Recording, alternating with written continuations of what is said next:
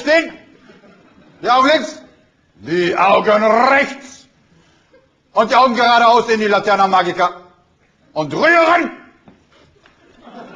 Ein herzliches Grüß Gott aus der deutschen Brat- und Backstube, die deutsche Kochschau für das deutsche Mädel, die deutsche Frau. Heute kochen wir Nusspüree mit Dill.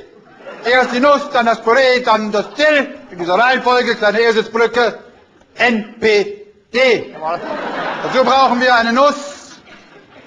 Oh, eine gute Nuss ist das, eine gute Nuss, eine Gudenus. Ja, Eine Gudenus. diese Nuss müssen wir rommeln. Jawohl. Am besten mit einem Sieb. Jawohl. Aber wollt ihr das kleine Sieb? Oder wollt ihr das totale Sieb? Ich will das totale Sieb. Jawohl, mein Grökatz. Grökatz. Grökatz, größter Koch aller Zeiten, Verzeihung.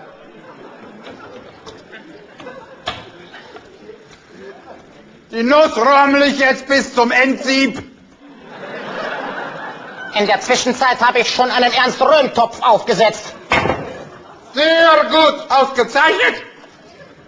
Mein Adjutant rührt jetzt das Püree.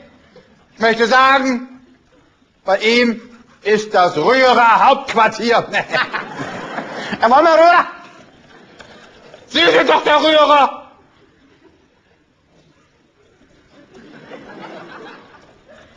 So. Die Nuss ist fertig gerommelt. Sie ist jetzt, wie man sieht, gemölzert, wie wir sagen. Ein Saft vielleicht?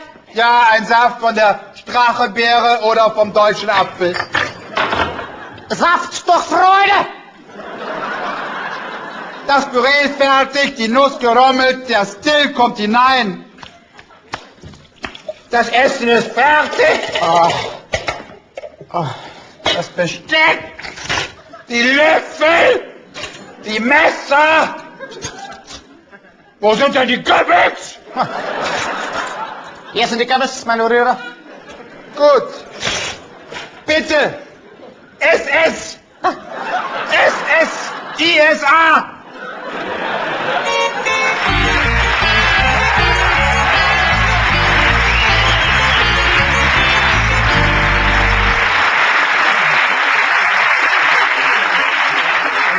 In Summe doch 15%.